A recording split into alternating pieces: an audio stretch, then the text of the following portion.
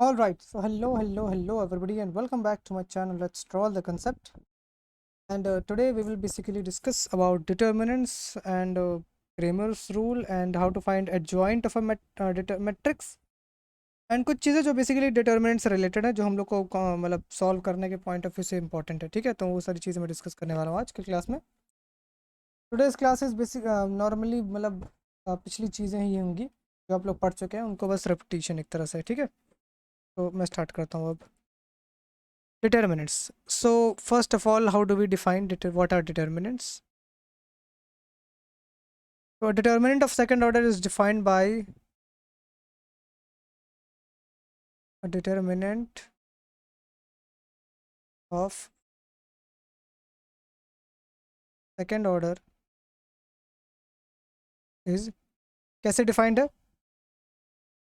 कुछ हम लोग डी यूज़ कर सकते हैं, डिटर्मिनेंट ऑफ ए भी यूज़ कर सकते हैं, where a is a matrix, mod of a भी यूज़ कर सकते हैं। ठीक है, तो ये बेसिकली है। And how we represent them, we represent like this A11 A12। Second order का मैं ले रहा हूँ भी 2 into 2 क्रॉस मैट्रिक्स का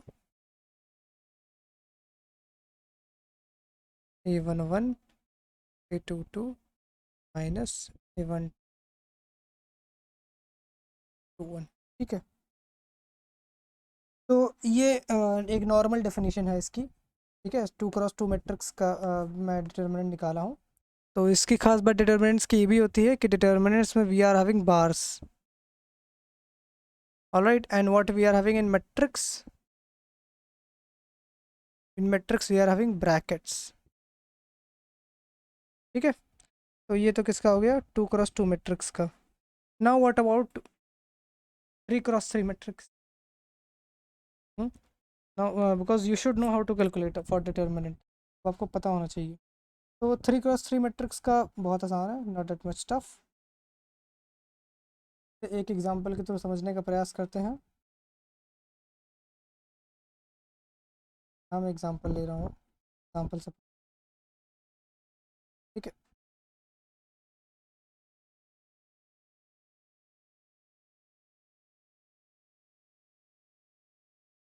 0 0 -1। ठीक है, या तो आप स्क्वायर ब्रैकेट में ज़्यादा रिप्रेजेंटेशन होता है। ठीक है, तो मैं बता दे रहा हूँ पहले ही कि स्क्वायर ब्रैकेट आप रिप्रेजेंट करिएगा, प्रयास करिएगा स्क्वायर ब्रैकेट से ही रिप्रेजेंटेशन हो। Alright, now how we have to solve a 3 cross 3 matrix for finding the determinant. कैसे डिटर्मिनेंट निकलेगा? ये कितना 3 क्रॉस 3 ऑर्डर का मैट्रिक्स है, इसको मैं नाम दे दे रहा हूँ फॉर एग्जांपल ए नाम दे दे रहा हूँ। ठीक है,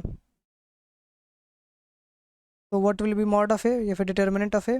तो इसके लिए आपको सबसे पहले असाइन करना होगा, यहाँ प्लस, यहाँ माइनस, यहाँ प्लस। ठीक है, उसके बाद आप सबसे पहले 1 को लीजिए, आफ्टर दैट इस रो को और इस रो को भूल जाइए, फिर बचेगा कितना, इसका डिटर्मिनेंट निकालिए 4 6 0 -1 का। इसका डिटर्मिनेंट कितना निकलेगा, -4 -0, तो कितना बचेगा, -4। ठीक, तो what you have to right,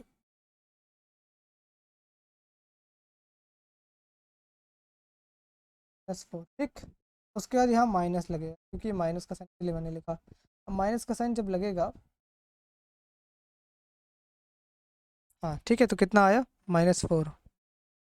ये एक जगह हो गया। अब यहाँ माइनस का साइन लगेगा विच विल बी 2 × तो अब ये 2 × मतलब 2 के नीचे वाला रो एंड कॉलम छोड़ देना है, तो फिर -2 -0 -2 -0। ठीक, +3 × 0 -0, what will come, it will come out to be, ये मल्टीप्लाई हो रहा है ना, तो -4 + 4 विच इज़ इक्वल टू 0। तो डिटर्मिनेंट कितना आया, 0 आ गया। ठीक है, ऑल राइट, तो ये था तरीका डिटर्मिनेंट फाइंड करने का, not that much tough. The next is Cramer's rule, something important and something unique.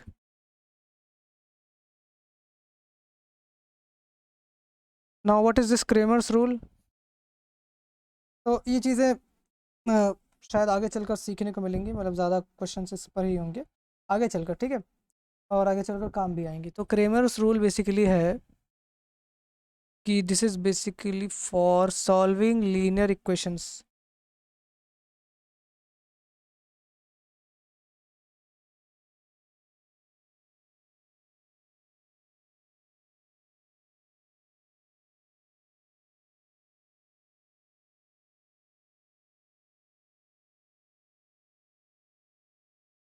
To unknowns, या अभी के लिए टू अननोन्स हम लोग कंसिडर करते हैं, ठीक है। कैसे? तो अगर मैं एक एग्जांपल लेता हूँ, A11 x1 plus A12 x2 is equal to B1, A21 x1 plus A22 is equal to B2, है ना। दो तरह की लीनियर इक्वेशन है। लीनियर इक्वेशन A11 A12 ये सारे कांस्टेंट्स हैं, x1 वेरिएबल्स हैं, okay. Now what is actually Cramer's rule, what it is आपको सॉल्व करना है कुछ। तो बोला है क्रेमर्स रूल ने कि x1 की वैल्यू जो होगी वो डिटर्मिनेंट होगी किसकी किसकी, B1 B2 A12 A22 की, divided by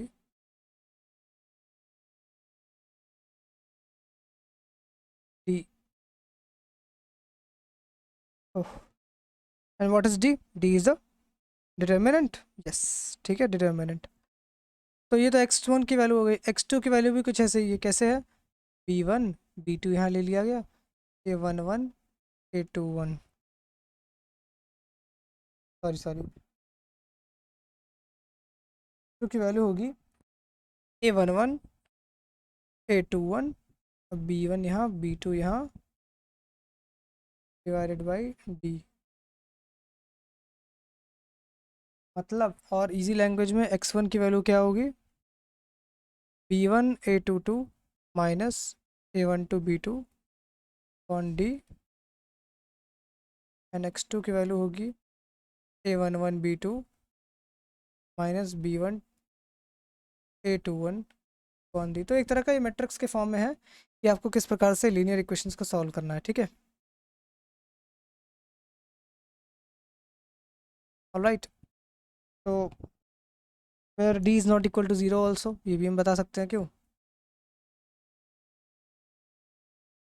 where D is not equal to 0, and if the D is equal to 0 it appears for homogeneous system। अगर D is equal to 0 आ भी गया, ठीक है, तो ये एक होमोजेनियस सिस्टम बनाएगा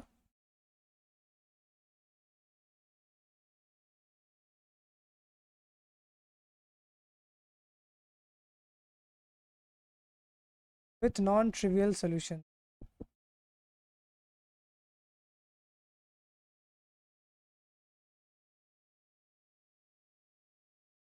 ठीक है, तो ये तो केस बेसिकली हो गया, केस किसका, क्रेमर्स रूल का, ठीक है। खास बात ये है कि अब हम लोग अभी तक हम लोग क्या देख रहे थे, 2x2 ऑर्डर का ना, ठीक है। अब हम लोग एक 3x3 ऑर्डर के थ्रू एग्जाम्पल से समझते हैं, जनरल फॉर्म नहीं, एग्जाम्पल्स के साथ समझ ज़्यादा बेटर, राइट। ये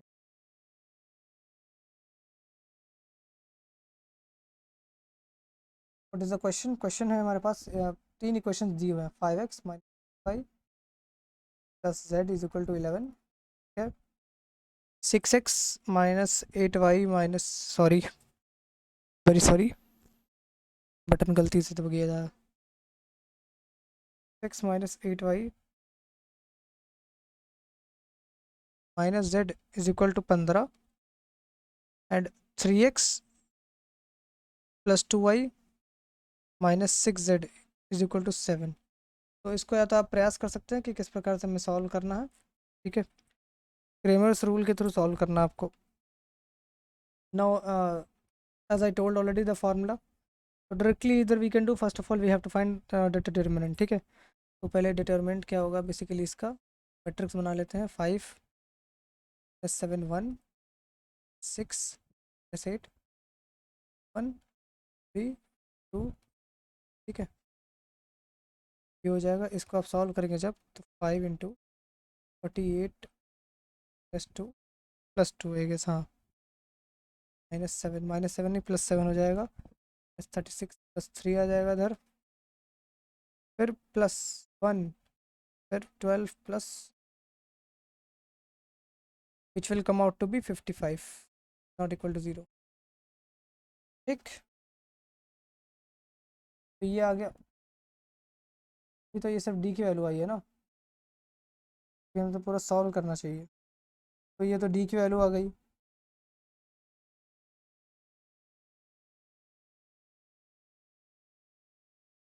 बट कुछ इंटरेस्टिंग चीज़ और है। क्या इंटरेस्टिंग चीज़ है अभी देखिएगा। तो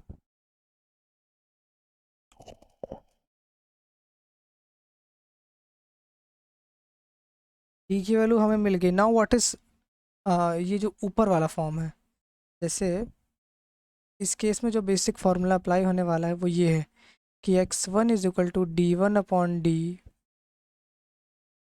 x1 नहीं, x6 is equal to y is equal to D two upon D and z is equal to D three upon D. X D D D की वैल्यू हमें पता चल गई है ना। What is D one D two D three, वो भी निकालना है। D one D two D three कैसे निकलेगा? जैसे आप ऊपर हम लोग सॉल्व किए थे ना वो वाला सेकेंड ऑर्डर वाला, वैसे ही है। डी वन की वैल्यू क्या होगी, इधर देखिए। डी वन क्या होगा, इस एलिमेंट को कंसिडर ना करके पहले 11 15 7 लिखिए, B one B two B three लिखिए, ठीक। B one B two B three लिखने के बाद क्या करना है,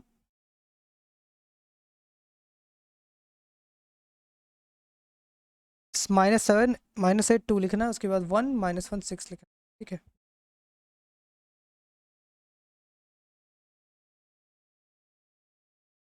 -7 -8 2 1 -1 6, ठीक है। तो इसका डिटर्मिनेंट मैंने ऑलरेडी सॉल्व करके रखा हुआ है, ठीक है, तो मैं बता दे रहा हूँ। It will come out to be, d1 will come out to be 55, ठीक। In the same way, when you will solve d2, so d2 will come out to be like this. It will come out to be 5 6 3 11 15 7 -7 +8। No, d2 consider करना है, that's क्या d2 consider करेंगे तो इस elements को consider नहीं करना है। It will B -1 -1 6। एंड इसे जब आप सॉल्व करेंगे किसे, d2 को, it will come out to be -55। In the same way, when you will calculate d3, it will come out to be -50, ठीक है। अब क्रेमर्स रूल के अकॉर्डिंग क्या करना है आपको, as I told you, x1 will be what, d1 upon d, it will be 55 upon 55, which will be 1, x1 नहीं, y will be d2 upon d, d2 की value -55, so it will come out to be -1, and z की value same आएगी -5 upon 50, ठीक है। ये चीज़ समझ में आ गया। तो क्रेमर्स रूल के थ्रू आप इस तरह से फाइंड आउट कर सकते हैं, ठीक है। इन दैट लीनियर इक्वेशंस को सॉल्व कर सकते हैं, ठीक है। और क्वेश्चंस आप अपने किसी भी मैथमेटिकल बुक में देख सकते हैं, उसमें कोई दिक्कत नहीं, आपको मिल जाएगा। All right, now the next one which comes out to be is very important, that is inverse of a matrix.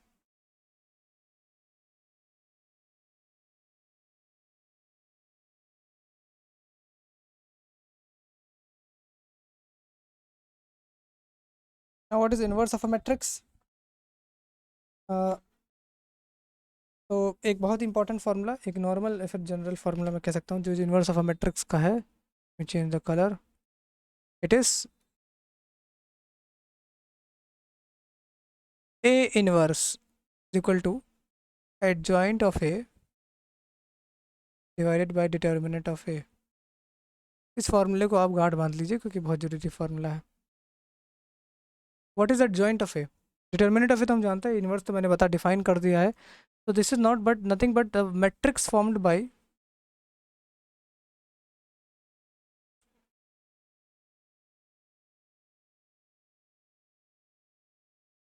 by taking transpose by taking transpose of the matrix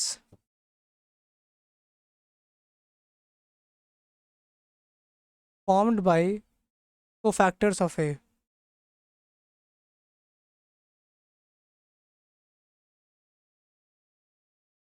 ठीक है, ये एक्चुअली में है, इस तरह भी लिख सकते हैं, और एक और तरीका है लिखने का जो हम लोग बेसिकली ऐसे भी लिख सकते हैं यही फॉर्मूले को, कि a inverse is equal to determinant a नीचे रहेगा, and this we can write cofactors of a कुछ इस प्रकार से सी जे के ट्रांसपोज, ठीक है। Now how we will calculate cofactors and all जो भी हमारी चीज़ें हैं। तो एक क्वेश्चन के थ्रू ज़्यादा बेटर समझ में आएगा। मान लीजिए हमारे पास एक सवाल जो कि है मैंने एक मैट्रिक्स ले लिया -1 1 2 एंड 3, जन कोई भी मैट्रिक्स ऐसे ले लिया 3 क्रॉस 3 का, -1 3 4, ठीक। ये मैट्रिक्स है हमारे पास। Now what you have to do, अब सबसे पहले तो बहुत इंपॉर्टेंट है डिटर्मिनेंट निकालना। डिटर्मिनेंट निकालिए। It will come out to be -1 × -4 -3, again -1 × 4 3 12 +1, then +2 × 9 - 1, ठीक। It will come out to be 8, sorry 8 नहीं 7 -13 +18, कितना आया 5 व्हाट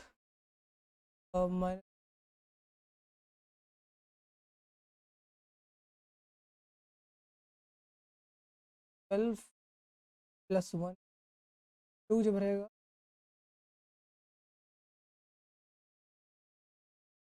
वन, तो +7 -13 प्लस,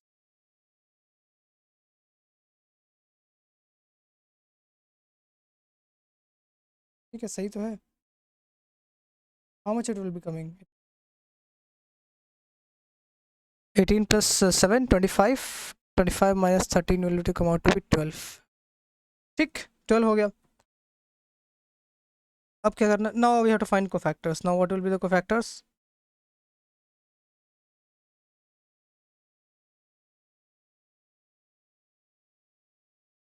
C11। देखिए कोफैक्टर्स सारे होंगे तो हर एक की जगह, मतलब C11 C12 कोफैक्टर्स कुछ ऐसे होगा। अगर मैं लिखवा देता हूँ तो C12 C13 C21 C22 C23 C31 C32 C33, इन सब की वैल्यूज़ हमें पता करनी है एक एक करके। तो एक एक करके ये देखते हैं वैल्यूज़, ठीक है। Let me change the colour. C11 की वैल्यू क्या होगी, C11 की वैल्यू आपको क्या करना है कि पहले रो और पहले एलिमेंट को हटा देना, मतलब इस रो को इस एलिमेंट को हटा देना, ठीक है। बचेगा कितना, S1 1 3 4, बचेगा कितना -1 1 3 4। इसको सॉल्व करिए and it will come out to be -4 -7, ठीक। ये हो गया। अब देखिए ऐसे ही C21 के केस में क्या है, सबसे पहले C21 2 + 1 कितना, देखिए एक और चीज़ यहाँ इंक्लूड जो हो जाती है वो है -1 की पावर n। n क्या है, number of rose plus number of columns, ठीक है। तो आपको क्या करना है, आपको C21 मतलब 2 + 1 कितना होगा 3, और -1 की power 3 it will be minus, तो माइनस लीजिए। And second row first column को कैंसिल आउट करिए। सेकेंड रो क्या है, सेकेंड रो ये है, sorry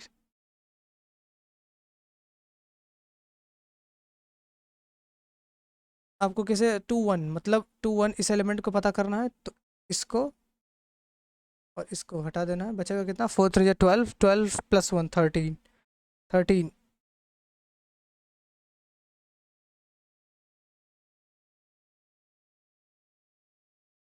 right, just out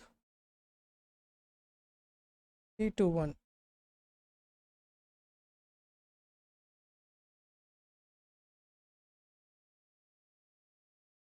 C21 is what, second row, second row मतलब ये,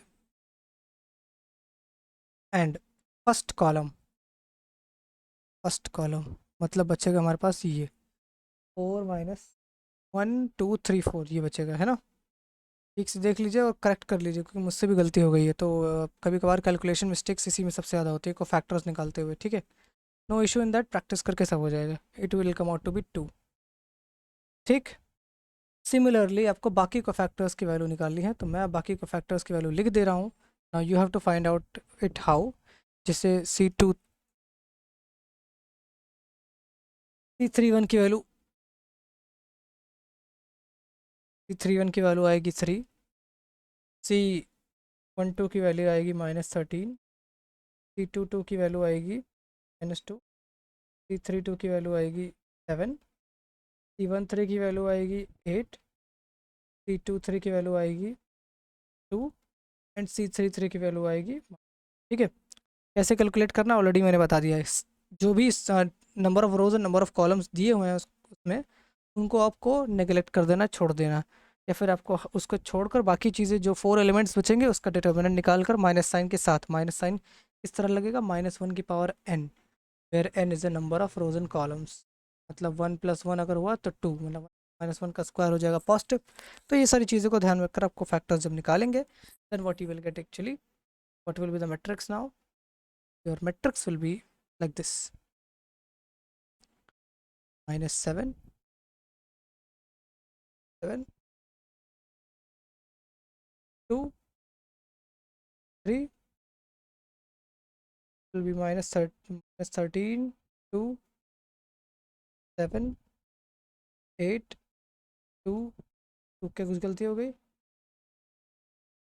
तो ये हमारे पास क्या आया, कोफैक्टर्स,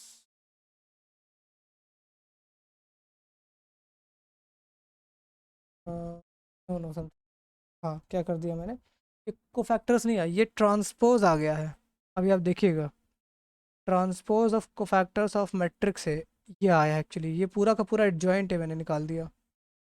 तो मतलब अगर आप ठीक से देखेंगे, C11 क्या है, -7, C12 कहाँ है, C12 ये है, तो -13 यहाँ आएगा, फिर C13 कहाँ है, C13 8, तो यहाँ आएगा 8। ठीक है, तो मैट्रिक्स जो एक्चुअली बनना चाहिए वो ये है, कोफैक्टर्स की मैट्रिक्स ये बनेगी, सॉरी,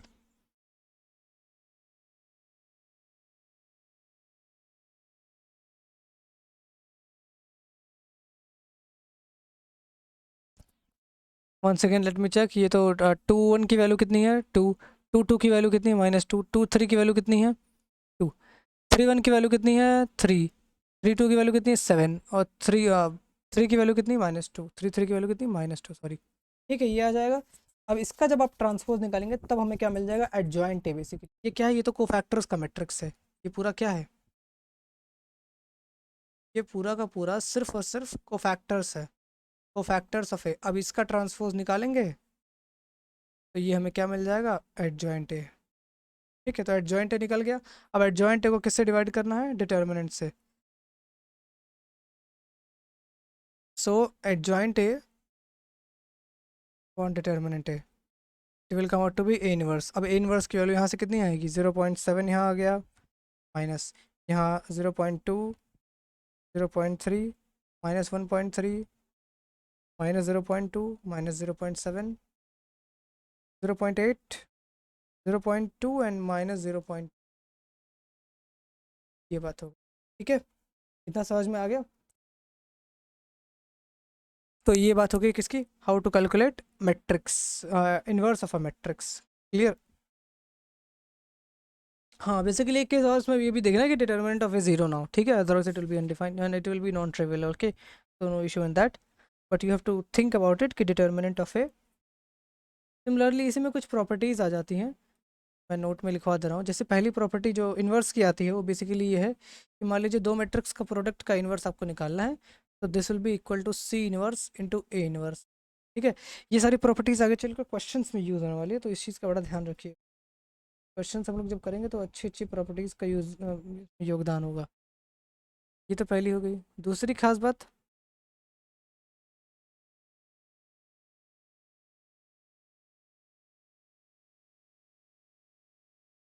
ए इन्वर्स का भी जब आप इन्वर्स निकालेंगे तो आपको मिलेगा वापस से, ठीक है, इस चीज़ का भी ध्यान में रखिएगा। तो ए इन्वर्स का भी जब आप इन्वर्स निकालेंगे then what you will get basically what, A. Alright, इतना समझ में आ गया कि एडजॉइंट ऑफ ए कैसे निकालना है and then how we have to solve.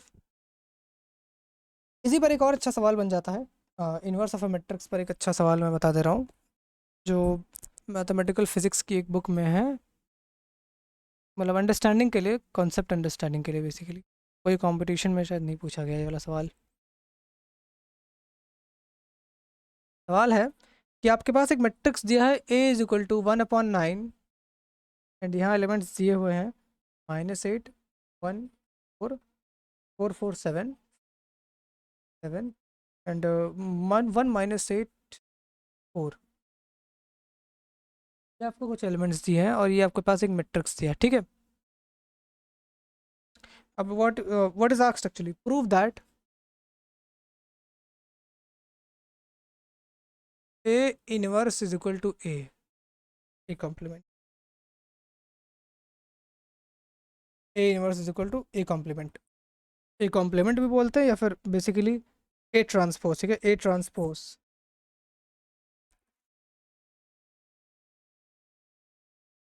ठीक है, ये आपका फाइंड आउट करना है। तो वैसे तो प्रॉपर्टीज़ की बात करें तो ये प्रॉपर्टी ही एक तरह का है जो हम लोग आगे चल कर डिस्कस करेंगे, लेकिन अभी के लिए सवाल पूछा है आपसे तो सवाल आपको करना है। तो सबसे पहले क्या करना होगा, आपको फाइंड आउट करना होगा वैल्यूज़। सबसे पहले किसकी वैल्यू फाइंड आउट करनी है? सबसे पहले बताइए what will B A transpose. A transpose will be 1/9 and number of रोज और कॉलम्स को शिफ्ट करिए।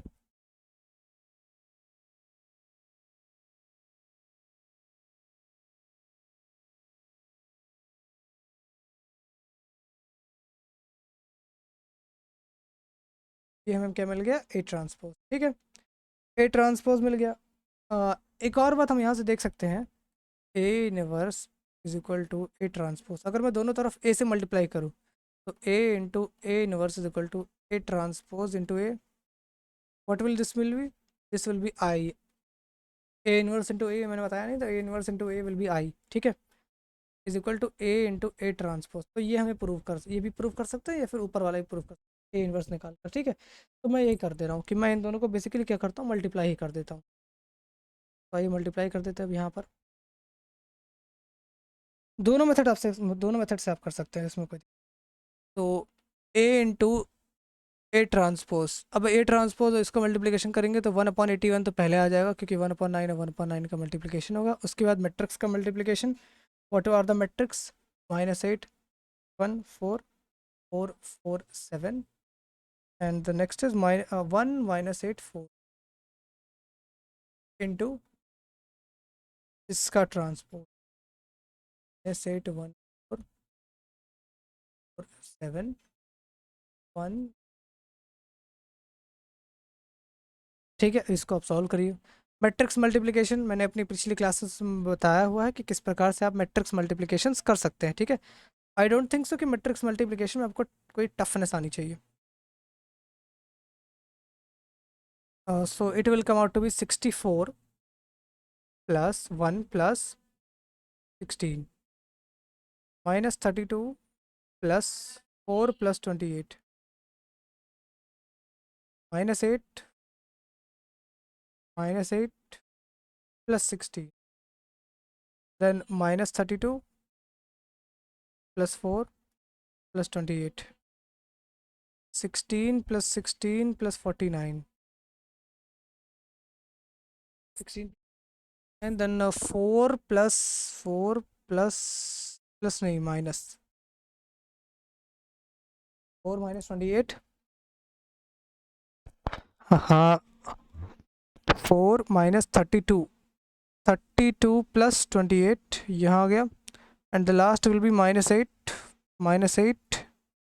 plus 16 और यहाँ आएगा 4 minus 32 plus 28 और यहाँ आएगा 1 plus 64 plus 16, ठीक है।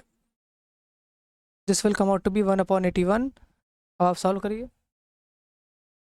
तो 64 plus 1 and then plus 16, this will come out to be 81। यहाँ आएगा 0, यहाँ आएगा 0, ये 0 आएगा, यहाँ 81 आएगा, यहाँ 0, then again 0, then again 0, then 81। This will what?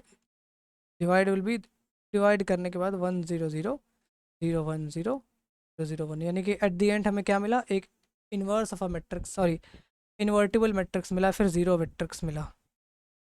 तो इस प्रकार से आप क्वेश्चंस को कर सकते हैं, ठीक है, नॉट दैट मच। क्या मिला? एक इन्वर्टिबल मैट्रिक्स, ठीक है, ऑल राइट। तो आज के लेक्चर में आई गेस इतना ही काफ़ी है, ठीक है, क्योंकि हम लोग को बहुत ज़्यादा डिटेल में डिस्कस नहीं करना था। I just wanted to tell कि बेसिकली क्या जो इंपॉर्टेंट चीज़ें हम लोग क्रेमर्स रूल और इन्वर्स जो एक लेक्चर्स में छूट गया था, तो मैंने सोचा इसका अलग वीडियो बना देते हैं। Now the next video which is will be coming, it is very important, very very very important, that are how to find eigen values मतलब आइगन वैल्यूज़ और आइगन वेक्टर्स पर अगला एक डिटेल्ड वीडियो आने वाला है, ठीक है। तो तब तक आप वेट करिए, this we have to do, ठीक है। So if you had watched the video till now, so thank you, thanks a lot for watching.